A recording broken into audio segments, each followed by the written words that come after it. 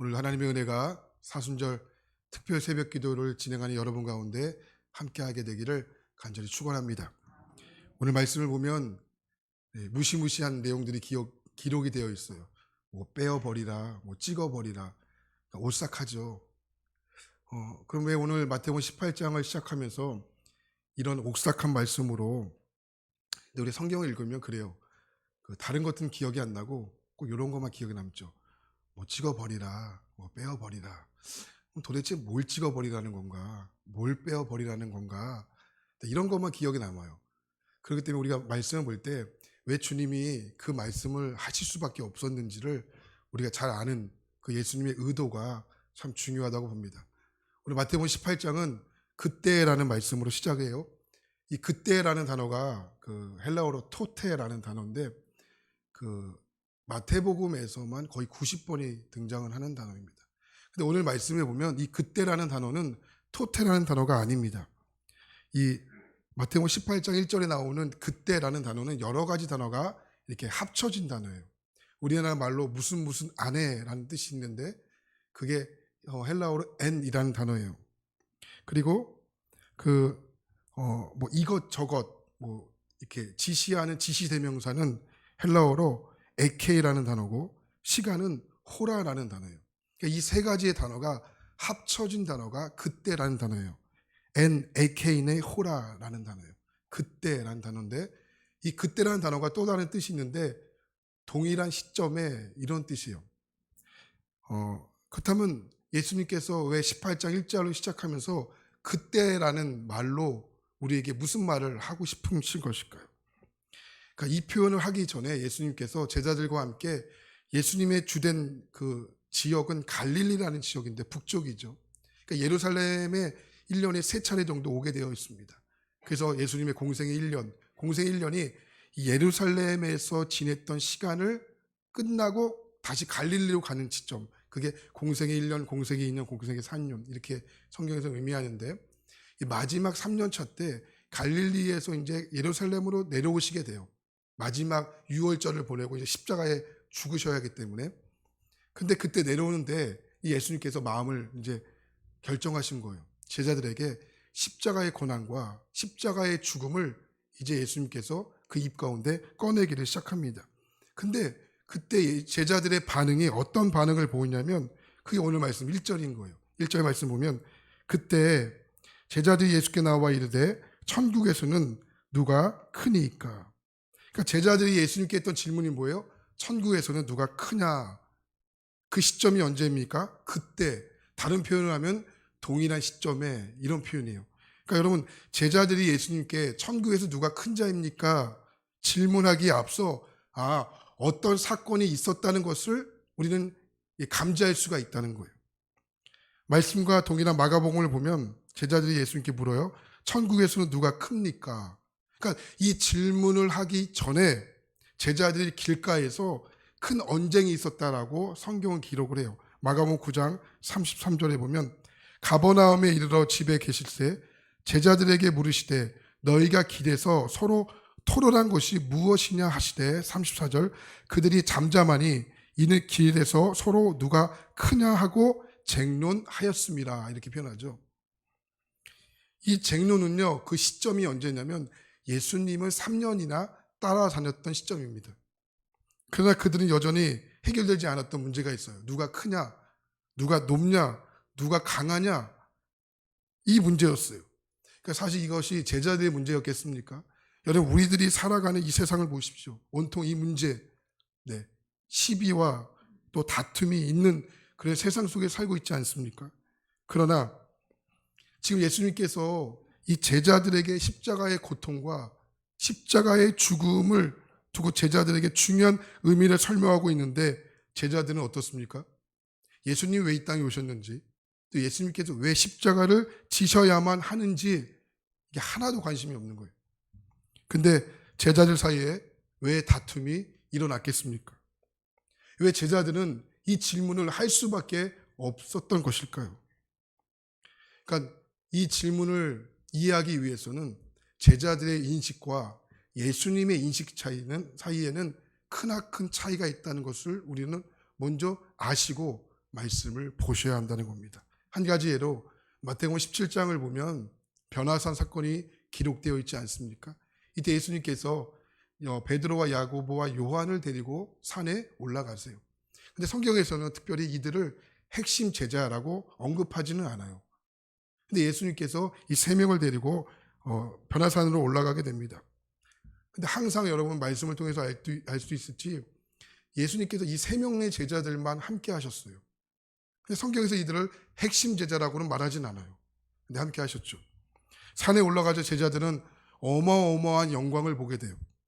그런데 예수님께서 산에 내려오시자마자 제자들에게 처음으로 하셨던 말씀이 뭐냐면 제자들이 이렇게 말해요. 너 변화산에서 봤던 것을 아무에게도 이야기하지 말고 함구해라. 제자들이 예수님 말씀하세요. 왜 그렇습니까? 이야기를 해봤자 제대로 이해하지 못하고 제자들 가운데 더 혼란함을 주기 때문에 그래요. 산에 내려오시자마자 예수님께서 제자들을 따로 부르십니다. 다 부르세요. 바로 그 자리에서 예수님께서 이런 말씀하세요. 마태복음 17장 22절 말씀 보니까 갈릴리에 모일 때 예수께서 제자들에게 이르시되 인자가 장차 사람들의 손에 넘겨져 23절 죽임을 당하고 제3일에 살아나리라 하시니 제자들이 매우 근심하더라 이렇게 표현하죠. 예수님께서 제자들에게 말씀하시는 거예요. 이제 나는 곧 십자가에서 너희들을 위해서 고통을 당할 것이다. 그러나 3일 만에 나는 다시 살아날 것이다. 이 말씀을 들어요. 들었는데 제자들의 반응이 뭡니까? 제자들이 매우 근심하더라. 근심하더라. 근심이라는 표현이 헬라어로 리페오라는 단어인데 이게 비탄이라는 뜻이에요. 비탄, 슬픔, 고통 이런 뜻이에요. 그러니까 제자들이 예수님의 십자가의 사건을 듣고 제자들의 마음이 어때요? 비탄에 빠졌다는 거예요. 3년 동안 예수님을 따라다니죠. 얼마나 다리가 아프겠습니까? 얼마나 배가 고프겠습니까? 힘들었겠습니까? 다 참아요. 왜요? 제자들이 그토록 꿈꿨던 나라가 있었기 때문에 그래요. 이제 예수님이 예루살렘에 올라가시기만 하면 그들이 기다렸던, 그들이 고대했던 그들의 그 나라가 이제 올 것이라고 하나도 추호도 의심하지 않았습니다. 이제 디데이가 얼마 남지 않았습니다. 그들이 수고했던, 헌신했던 그들의 열매를 딸 시간이 얼마 남지 않았습니다. 그런데 예수님께서 말씀하시는 내용이 점점점 엉뚱한 길로 가는 거예요. 그들의 기대와는 다르게 예수님이 점점점 이상한 행동을 하시기까지 합니다. 거기에다가 더 복잡한 것은 예수님께서 제자들을 다루시는 방식입니다. 유독 누구에게만? 베드로, 야고보, 요한에게만. 그러니까 이들만 데리고 다니시는 거예요. 그러니 다른 제자들이 얼마나 그 마음에 시기심이 일어나겠습니까? 제자들의 구성원들을 보면 어부도 있었죠. 은행 지점장도 있었습니다. 테러리스트도 있었습니다. 머리가 좋은 사람도 있었습니다. 그러니까 여러 사람들의 구성원들이 제자들 구성원 가운데 있었다고요. 그런데 예수님께서 유독 3명의 제자만 데리고 다니시는 거예요. 그들의 심정이 불안하죠. 시기심이 일어납니다. 그러던 중에 마지막으로 예루살렘에 올라가시는 그 길에서 제자들 가운데 큰 다툼이 일어나게 된 것입니다. 근데 다툼의 결론이 있습니까? 여러분, 결론 있는 다툼을 하신 적이 있으십니까? 야, 우리는 결론이 이것이니까 다툼에 이르자. 이렇게 하신 분 계십니까? 없어요. 그래서 제자들 가운데 다툼의 결론이 일어나지 않자 이걸 누구에게 가지고 온 거예요? 예수님께 가지고 온 겁니다. 그리고 물어요. 그것이 바로 18장 1절이에요. 예수님, 천국에서는 누가 큰 자입니까? 여기 큰이라는 단어가 헬라어로 메이클이라는 단어예요. 이거는 어떠한 부피를 나타내는 단어가 아닙니다. 이 메이클이라는 단어는 그 사람의 신분, 그 사람의 어떤 위치를 표현하는 단어입니다. 그러니까 예수님께 제자들이 1절의 질문을 가져올 때는 이런 꿈이 있어요. 세상의 질서, 세상의 위치, 뭔지는 몰라요. 하지만 예수님을 따라다니면 분명 좋은 일이 있을 거야. 새로운 나라의 좋은 하나는 차지할 수 있겠지. 이런 마음으로 예수님께 가지고 온 겁니다. 그러나 시간이 지나면 지날수록 예수님이 가시려는 목적지가 제자들이 꿈꿨던 목적지와는 뭔가 다름을 이 제자들이 감지하기를 시작합니다. 그 사이에 심한 간극이 생긴 거죠. 그래서 제자들이 급한 마음에 예수님께 달려옵니다. 천국에서는 누가 큰 자입니까? 이 말은 뭐예요? 예수님, 천국에서는 예수님이 만드시려는 나라에서 그 자리에 높은 자리에 오를 자가 누구입니까? 그 자리에 오를 자가 누구입니까? 이것이 바로 제자들이 꿈꿨던 나라였다라는 거죠. 그런데 하나님 나라는 그것이 아니었죠. 그리고 2절 말씀을 보니까 예수님이 엉뚱한 대답을 하시는 거예요. 2절 말씀 볼까요? 2절입니다. 시작.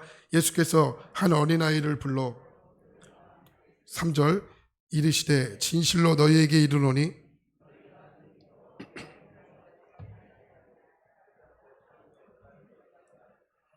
아멘. 천국에서는 누가 큰 자입니까? 예수님께서 제자들이 예수님께 물어요. 근데 예수님께서 갑자기 한 어린아이를 부르십니다. 그리고 이렇게 말씀하시는 거예요. 너희가 돌이켜 어린아이들과 같이 되지 않으면 결단코 천국에 들어가지 못하리라. 여러분, 제자들이 했던 질문이 뭡니까? 천국에서는 누가 큰 자입니까? 근데 예수님께서 제자들의 질문에 엉뚱하게 대답을 하세요. 그러니까 제자들의 질문과 예수님의 대답이 이게 전혀 어울리지 않는 거예요. 제자들이 그토록 꿈꿨던 나라를 기대하면서 예수님께 질문했던 겁니다. 그리고 그 자리에서 큰 자리를 차지할 거라는 그들 가운데 기대감이 있었습니다. 그러면 예수님께서 어떻게 대답하는 것이 맞습니까? 베드로 너는 가장 높은 곳, 요한과 야고보는 베드로보다 약간 낮은 곳, 그리고 다른 제자들은 나머지는 그냥 거기서 거기야. 이렇게 대답하는 것이 맞지 않습니까? 근데 예수님의 대답이 좀 황당해요. 어떤 자리는 둘째치고 너희들이 그 나라에 들어갈 수도 없을 수도 있다. 이렇게 말씀하시는 거예요. 근데 여러분, 그 전제 조건이 뭡니까? 어린아이들과 같이 되지 않으면 이래요. 그런데 왜 이 시점에 어린아이가 등장하는 걸까요? 어린아이들이 순수하고 여러분 영혼이 맑기 때문에, 아니면 어린아이들이 부모님의 말에 의존하고 부모님의 말에 순종하기 때문에, 아니면 어린아이들이 선생님의 가르침에 무조건적인 가르침을 배우기 때문에. 근데 여러분, 우리가 이 말씀을 보면서 중요한 것을 놓치고 있다는 경험을 하게 됩니다. 지금 예수님께서 제자들에게 이 말씀을 하고 있는 그 시점이 어디냐는 거예요. 여러분, 예수님 당시 어린아이를 볼까요? 예수님 당시 어린아이는 지금의 어린아이들과 똑같은 상황이 아니었다는 거예요. 이 당시 어린아이는 누구입니까? 죄송합니다. 사람으로 취급하지 못했던 시대예요. 불완전한 존재, 무가치한 존재, 무능력한 존재, 이것이 예수님 당시의 어린아이에 대한 사회적인 개념이었다는 거예요. 근데 그럼 예수님과 제자들이 이 당시의 사회적인 개념을 몰랐을까요? 예수님이 몰랐기 때문에 이 어린아이들과 같이 순수해야 된다. 이 어린아이와 같이 영혼이 맑아야 된다. 여러분, 예수님이 이런 의도로 과연 말씀하셨을까요? 그럼 왜 예수님께서 지금 놀고 있는 한 어린아이를 불러 왜 이 말씀을 하는 것일까요? 거기 4절 말씀 볼까요? 4절에 보면 이렇게 말해요. 그러므로 누구든지 이 어린아이들과 같이 자기를 낮추는 사람이 천국에서는 큰 자니라. 여기 낮춘다는 말이 헬라어로 타페이노라는 단어예요. 타페이노는 나오는 뜻이 뭐냐면 이 굴곡이 심한 땅을 다져서 평평한 길로 만들다라는 거예요. 그래서 우리나라 성경에 보면 이 단어를 겸손이라는 단어로 번역하고 있어요. 근데 여러분, 타페이노라는 단어는 겸손을 뛰어넘어 여긴 중요한 단어가 내재되어 있다는 것을 알 수 있어요. 이것은 뭐냐면 이런 뜻도 있어요. 비천한 존재, 또 보잘것없는 존재, 불완전한 존재, 이게 타페이노라는 단어의 뜻이 있다는 거예요. 무슨 말입니까? 자기를 가리켜 비천하고, 자기를 가리켜 여러분 보잘것없고, 자기를 가리켜 여러분 낮은 존재로 인식하는 사람이 하나님 나라의 큰 자다. 지금 주님이 이것을 설명하기 위해서 어린아이를 비유로 설명하고 있다는 거예요. 여러분, 이런 어린아이를 본 적이 있는 분 계십니까? 어린아이예요. 어머니, 저는 늘 부족합니다. 어머니, 저는 할 줄 아는 것이 없습니다. 여러분, 이런 어린아이를 본 적이 있으세요? 여러분, 어린아이, 가장 허무맹랑한 것이 어린아이 아닙니까? 저도 아이를 키우고 있지만 아이들이요 자기를 낮추는 적이 본 적이 거의 없습니다. 근데 예수님께서 지금 말씀하시는 초점이 어린아이들이 가지고 있는 어떠한 분위기, 어린아이들이 가지고 있는 어떠한 기질을 말씀한 것이 아니었다는 것을 우리는 중점에서 보아야 된다는 거예요. 이 당시를 보자면 이 예수님의 대답이 여러분 큰 충격이었습니다. 왜 그렇습니까? 어린아이가 누구입니까? 비천한 존재였습니다. 보잘것없는 존재였습니다. 근데 그 어린아이를 비유하면서 제자들에게 너희들이 타페이노 같은 존재가 되지 않으면 결단코 천국에 들어갈 수 없다라는 거예요. 여러분 제자들이요 이 말씀을 쉽게 받아들일 수 있었겠습니까? 제자들이 큰 충격을 먹습니다. 그러나 예수님 한 발자국 더 나가시죠. 5절 말씀 보겠습니다. 5절입니다. 시작. 또 누구든지 내 이름으로 어린아이를 하나를 영접하면 곧 나를 영접함이니. 어린아이를 어떻게 해요? 영접하면 불완전한 존재, 무가치한 존재, 비천한 존재, 어린아이입니다. 죄송합니다. 이 당시 여자, 이방인, 세리, 창기 또한 어린아이는 다 똑같이 취급받았습니다. 그런데 어린아이를 영접하면 누구를 영접한다는 것입니까? 예수님을 영접한다는 겁니다. 그러니 이 말을 들었던 제자들이 이 말을 순수하게 받아들일 수가 있겠습니까? 여러분 영접한다는 게 뭡니까? 초대해서 대접한다는 것 아니겠습니까? 근데 우리는 다 알고 있지 않습니까? 예수님께서 하늘의 높은 영광의 자리를 버리시고 낮고 낮은 이 땅에 육신의 입을 입으시고 스스로 이 땅에 오시지 않았습니까? 왜 오셨습니까? 불완전한 존재, 무능력한 존재, 비참한 우리를 여러분 영접하기 위해서 예수님 오신 거예요. 예수님께서 요한계시록 3장 20절 말씀 보니까 예수님께서 우리를 영접하여 나와 함께 먹고 마시겠다라고 주님 말씀하시는 거예요. 이 질문을 다시 한번 제자들이 하는 겁니다. 너희들이 비천하고 불완전하고 무능력하게 취급받던 어린아이를 영접하면 누구를 영접한다? 곧 나를 영접하는 것이다. 그러면서 결론적으로 10절에 이렇게 말하는 거예요. 10절 말씀 볼까요? 10절입니다. 시작. 삼가 이 작은 자 중에 하나도 업신여기지 말라. 너희에게 말하노니 그들이 천사들이 하늘에서 하늘에 계신 내 아버지의 얼굴을 항상 배옵느니라. 천국에서는 누가 큰 자입니까? 세상의 개념으로 제자들이 했던 질문의 결론이 무엇입니까? 이 작은 자, 큰 자의 반대말이 작은 자입니다. 세상의 질서와 세상의 가치관의 개념으로 시작한 제자들의 질문은 예수님은 하나님의 질서로 그 대답을 바꾸신다는 거예요. 하나님의 귀한 여러분, 우리는 세상적으로 사회적인 위치가 다 다릅니다. 세상적인 질서를 보면 좋은 일터, 좋은 직장, 좋은 자리 가지고 살고 있지만 그러나 우리는 어떠한 존재입니까? 타페이노, 비천한 존재고요. 저는 불완전한 존재입니다. 저는 무능력한 존재입니다. 저는 아무것도 아닙니다. 이러한 존재 인식이 사라졌다면 정말 우리는 영적으로 심각하다는 것을 오늘 이 새벽 이 아침 우리는 절감하고 뼈저리게 하나님께 호소하며 기도해야 한다는 겁니다. 오늘 이 사순절 지나가고 있습니다. 여러분들은 무엇을 구하려 이 자리에 나오셨습니까? 아니 무엇을 얻고자 이 자리에 나오셨습니까? 우리가 오늘 이 영적인 정말로 현실 앞에 나를 성찰하고 나의 인식이 사라졌다면 또 죄송하지만 여러분 우리의 질서와 우리의 방법이 세상의 질서와 세상의 방법을 구하고자 이 자리에 나오셨다면 여러분 이 자리는 결코 여러분에게 성공적인 자리가 될 수 없을 것입니다. 오늘 그것을 우리는 철저하게 회개해야 한다는 겁니다. 여러분 저 여러분들에게 이 사순절 새벽기도 13번째 시간에 마지막으로 결론을 여러분들이 이렇게 맺으려고 합니다. 여러분 우리가 어떠한 존재인 것을 다시 한번 십자가 앞에 자각하는 축복이 있기를 소망합니다. 정말 낮은 자로 날마다 십자가 앞에 여러분의 또 저와 여러분들의 신앙이 세워지게 되길 축복합니다. 은혜는 항상 낮은 곳에 흐른다고 합니다. 하나님은 낮은 곳에서 만나는 겁니다. 하나님의 은혜는 낮은 곳에서 경험하게 되는 겁니다. 그런 의미에서 오늘 여러분들에게 이런 질문으로 질문하고 설교를 마치려고 합니다. 여러분, 예수 그리스도를 영접하셨습니까? 기도하겠습니다.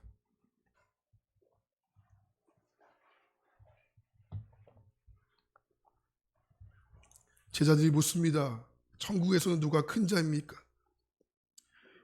예수님은 제자들의 질문 앞에 제자들의 방식과 제자들의 의도로 대답하지 않으시고 하나님의 나라의 질서로 주님은 말씀하십니다.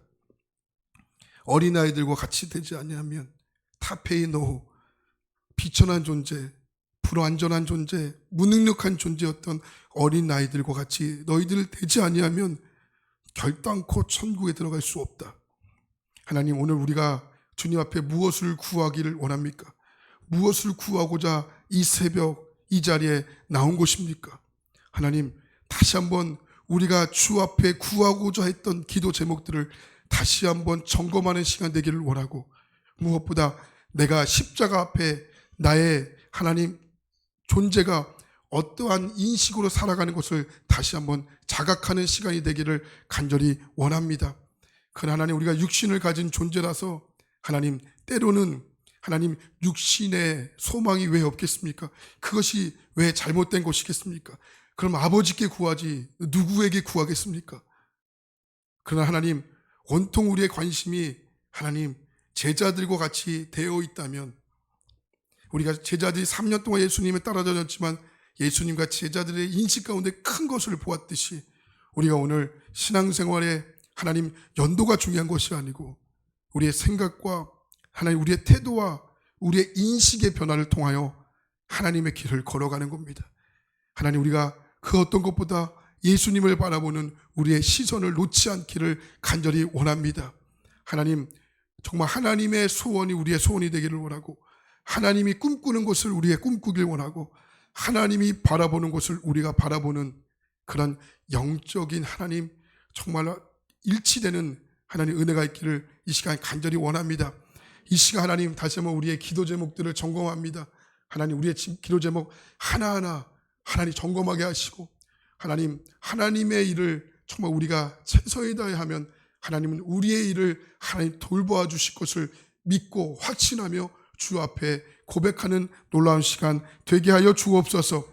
오늘도 그렇게 하나님 자각하며 기도하는 사랑하는 성도님 한 사람 한 사람을 기억하여 주셔서 오늘도 은혜 받고, 하나 은혜 받는 것으로 끝나는 것이 아니라 결단함으로 주 앞에 나아가는 은혜가 있게 하여 주옵소서. 오늘도 하나님, 이 예배를 마치고 삶의 현장으로 흩어집니다. 녹록지 않는 삶의 현장입니다. 그러나 그곳에서 녹록지 않는 삶의 현장 속에서도 주님이 일하신다는 것을 기억하며 마음에 새기고 하나님 눈으로 보며 하나님이 크시다는 것을 경험하는 우리의 사명지가 되게 하옵소서.